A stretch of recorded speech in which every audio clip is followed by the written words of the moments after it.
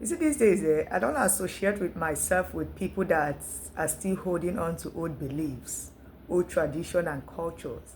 I don't associate myself with those people. If you are still holding on to old beliefs, man, you are not growing, you are not evolving. That means you can't think for yourself. How can someone be holding on to beliefs that was practiced hundreds of years ago? You were not here when those old beliefs were fixed. Old culture and old tradition. That is why I told people I'm not a traditionalist. Let me tell you something. People do what they know how to do the most. They think that this is the best way to do it. That is why they are doing it. So that you came from them doesn't mean that you must live the same life that those people lived. No, you are not supposed to live the same life that your parents lived. Every generation have their own purpose here. Every generation have their purpose. Why are we still holding on to old tradition, old beliefs? Why? In 2025, some people are still talking about the lifestyle that their great-great-great-grandparents lived. They don't even care how this tradition, how these beliefs is affecting us. They don't care. All they know is that, oh, our parents lived that way. For that reason, we should live the same way. No, it is wrong. It is wrong. The next generation shouldn't live like us. They have their purpose. Past generation, they don't have phone like this. There was no social media. So how do you expect us to live like those people? So when people are still holding on to old belief, old culture, old tradition, I see them as if they are not growing, they are not evolving. Women are supposed to evolve. We are supposed to grow.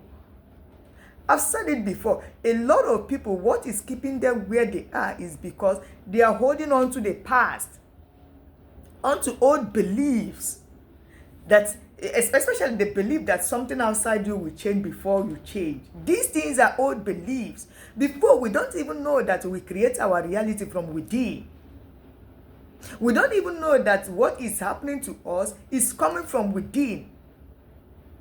Life doesn't happen to us, it happens through us. Life happens through us. Before, we don't know all these things because of the belief that was given to us, but we have outgrown it. So that is why these days, I met somebody I almost fall in love with, almost. But the first thing I asked him was this: "Are you religious?" He said yes. Immediately, that almost love fell out immediately.